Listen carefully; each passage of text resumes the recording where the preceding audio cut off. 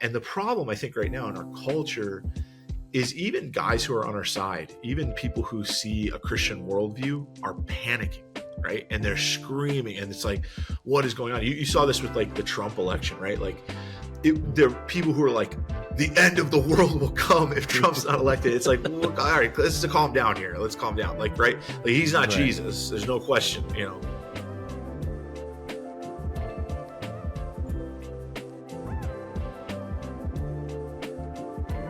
This is a very masculine film, one might say.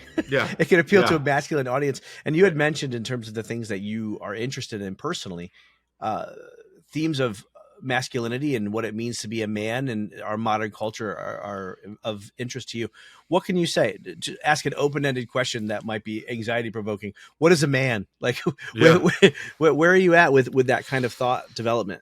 Yeah, I mean, I think about it a lot, mostly because my boys are 11, 13, and 15, right? Mhm. And we've been having all these conversations about it. And I think it's interesting because I would never in a million years want them to hide what that means. And I feel like we do live in a world where people expect us to hide like authentic masculinity. Now, no one would ever look at my life or my boys, or even when my wife was alive, like our relationship, and think like, oh, he's a misogynist or something like that, right? Toxic. Like, it's not, I'm not that way. But certainly I don't want them to feel bad about things that are natural to them. And so we very much affirm a more masculine idea for them and our family, and teach them that it's okay to be that. And in fact, that the world desperately needs that. And so, like, one of the things that we've been working on lately is I've been telling them, like, look, one of the jobs of men is, like, when there's a disaster or when there's a crisis, like, men don't panic. You cannot panic, right? Like, that's, and I'm not saying that's only men, right? Okay, I don't want to get like in trouble here, but certainly, like, that's a job, right? When there's a massive problem, and like when they were kids, I would teach them, like, look, if you ever find yourself in a bad situation, find the calmest person and go ask them for help, right? Find the calmest person, because it's probably that they're thinking through this. And so I was saying to them, like, look, this is our job. And the problem I think right now in our culture is even guys who are on our side, even people who see a Christian worldview are panicking, right? And they're screaming, and it's like, what is going on? You saw this with like the Trump election, right? Like, there are people who are like, the end of the world will come if Trump's not elected. It's like, well, all right, let's just calm down here. Let's calm down. Like, right? Like, he's not Right. Jesus. There's no question, you know? Right. And that's what I want my boys to know is, like, look, you have to remain calm. You can't panic, and you got to make a plan to do something, to act here. So that's like one of the things we work on also, you know. And when they were little, it was fun, right? I would say, this is your lesson. There's times when you're supposed to be a gentleman, and there's times when you're supposed to be a barbarian. That's the way men are made, right? Like, you need to, your trouble here is you got to discern what time is what, right? Like, you need to know when, right? You need to know when. Yes. And so, yeah, they still talk about that, you know. Barbarian versus gentleman. I like that. Yeah. So calmness. So I guess perhaps we could talk about mastery of the emotional life. Yeah, I think that is the secret for all of us. And I think the biggest thing is mastery as opposed to destroying, right? Because we want the good emotion, right? We want, like I said, gentleman or barbarian, if they're out in the gym, you want to have that barbarian inside you. And if you think about, like, let's talk about like Thomistic psychology, okay? Sure. People think like of the romantic life between Adam and Eve, like, oh, how terrible. Like, they were sinless, right? It must not have been passionate or something like that. That's ridiculous, right? No, right. It was in order. Adam could summon up what was supposed to happen when he needed it, but he didn't get controlled by it, right? Right. And that's what we want. We want to go back to that, right? That idea. So I think that's really important, right? That, yeah, of course, I want my boys to be sad when it's time to be sad, when they should. Sure. Yeah. I want them to be passionate when it's time to be passionate, but I can't let that control them.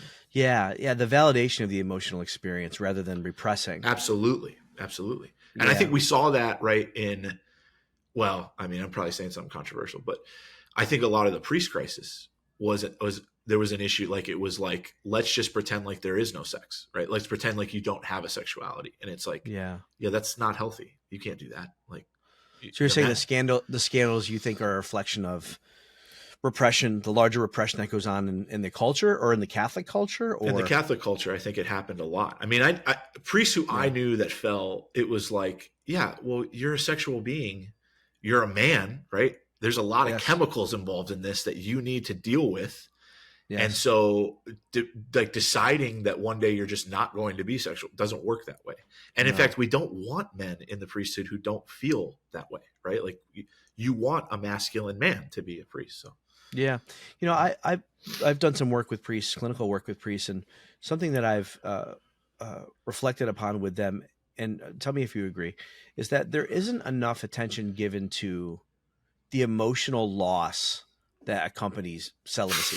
isn't that the truth? Isn't that the truth? You know why I know that? I'll tell you why, Brian. Because when I lost my wife, I mourned a life that was supposed to happen, right? It wasn't just Yeah, her.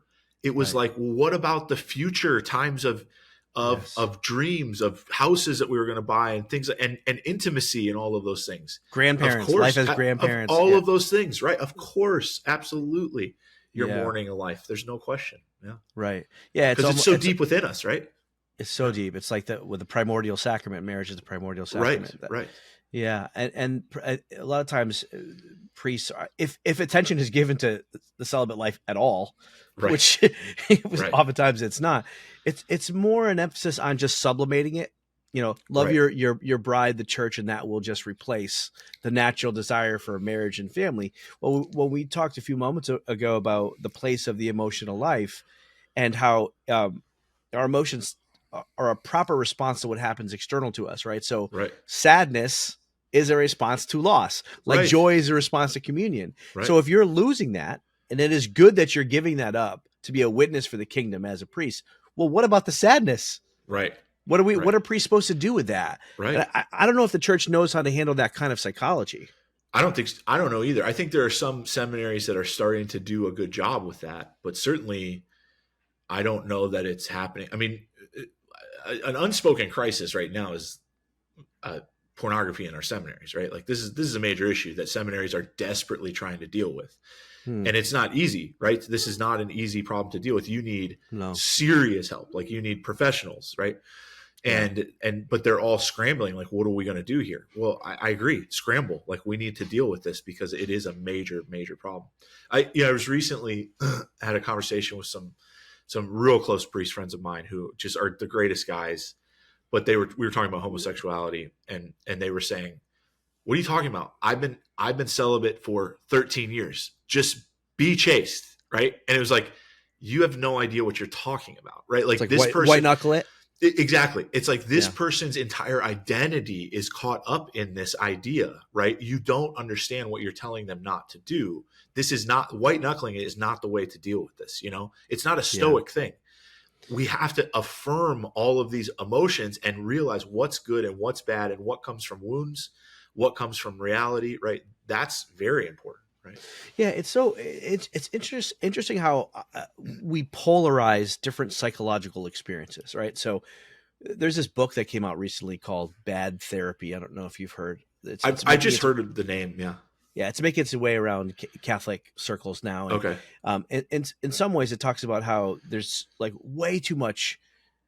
I mean, I'm overly summarizing, overly simplifying what the book is about, but the spirit of the book is that therapy is problematic because it's way too much focus on the emotional life. Okay. There's all this navel gazing, Okay. like there's all this validation of emotions, and on the one hand, like I think if we take a step back, we can see that if that's true, or an element of that is true, it's a reaction to, Of course. because I said so, parenting. Right. Yeah. Suck it up, parenting. Right. Just use your will and just handle it, right? And that is a problem.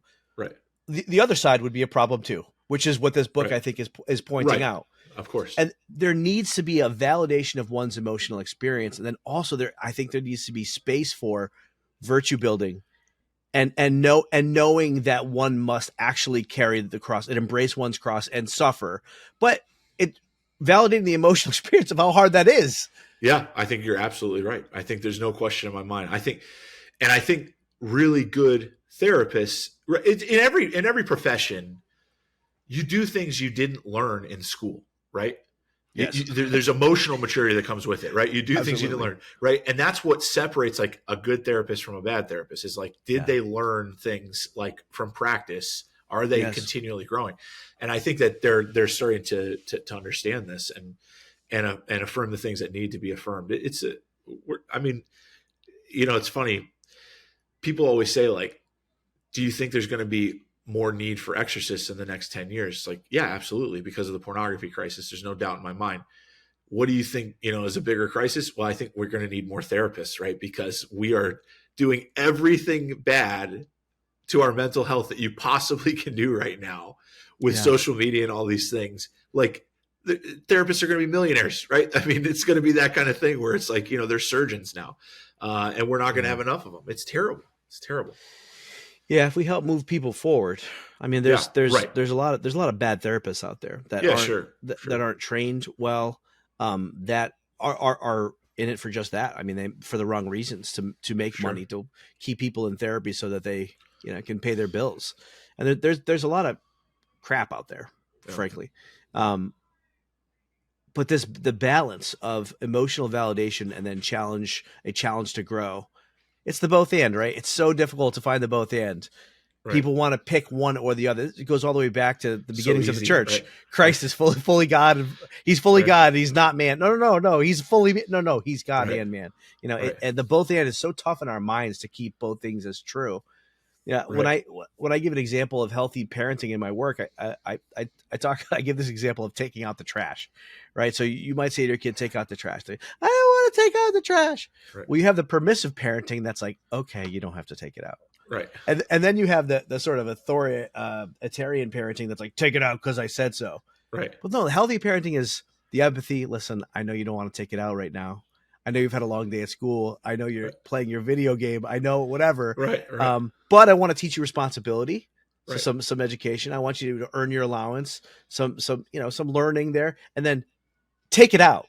Yeah, right. Exactly. And then the directive at the end, right? Right. They do have to grow and change. But if it's just take it out, then they are left to wonder why you're asking them to take it out. Maybe you're a tyrant. Maybe you're selfish and you don't want to take it out. And you're not helping them grow if they don't have to take it out. But that both and, I think we really need. And that's the classic like question of, every kid asks like, well, is murder wrong because God said it's wrong, or is murder wrong and God said it's wrong? Right? Like that's like the classic question, Yeah, it's intrinsically. Is it intrinsically wrong?